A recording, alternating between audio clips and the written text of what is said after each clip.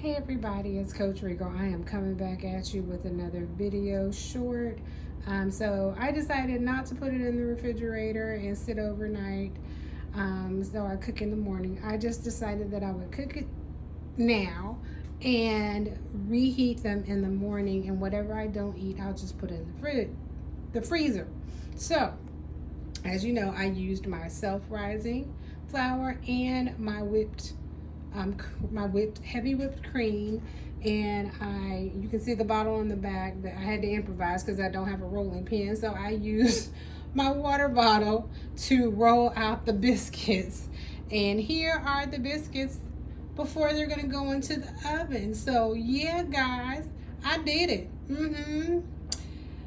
Oh, you should try this. This is relaxing. Don't forget to like, comment, and subscribe. Bye.